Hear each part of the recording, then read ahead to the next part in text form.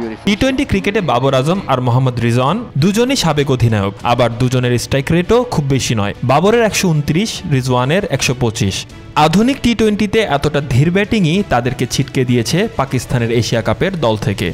এ পর্যন্ত সব ঠিকঠাকই ছিল, কিন্তু আশ্চর্যের বিষয় তাদের বাদ দিয়ে অধিনায়ক করা হয়েছে সালমান আগাকে, যার স্ট্রাইক রেট আরও কম, মাত্র 115। তবে পাকিস্তান টিম ম্যানেজমেন্ট ভাবছে ভিন্নভাবে। তারা নতুন প্রজন্মের ব্যাটসম্যানদের উপর ভরসা রাখছেন। ওপেনিংয়ে সুযোগ পাচ্ছেন সাইম আইয়ুব আর সাহিবজাদা ফারহান। সাইমের স্ট্রাইক রেট 137 আর ফারহানও সাম্প্রতিক সময়ে তোলপাড় করছেন ব্যাট হাতে। পাকিস্তানের টপ অর্ডারে তাই এখন রোমাঞ্চই বেশি। অধিনায়ক সালমানের নেতৃত্বে ব্যাটিং অর্ডারে জায়গা পাচ্ছেন আক্রমণাত্মক হারিস আর হাসান নেওয়াজ। হারিস তো নিউজিল্যান্ডের বিপক্ষে মাত্র 44 বলে সেঞ্চুরি করে দেখিয়েছেন তার সামর্থ্য। তবে ফিনিশিংয়ে বড় প্রশ্ন রয়ে গেছে। খুশদিল শাহ, ফাহিম আশরাফ, হুসাইন তালাত আর নওয়াজ কেউই এখন পর্যন্ত নির্ভরযোগ্য ফিনিশার হয়ে উঠতে পারেননি।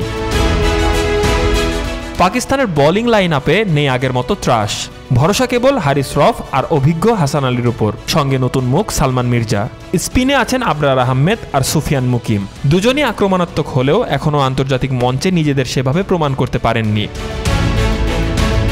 সব মিলে পাকিস্তানের এশিয়া কাপ দলটি অনেকটাই পরীক্ষামূলক। দলে নেই ব্যাটসম্যানদের ধারাবাহিকতা, নেই বোলিংয়ে আগের মতো ভয় জাগানো রূপ। তবু পাকিস্তান বলেই পাকিস্তান ক্রিকেট সমর্থকদের মনে এশিয়া কাপে ভালো কিছু করার আশা।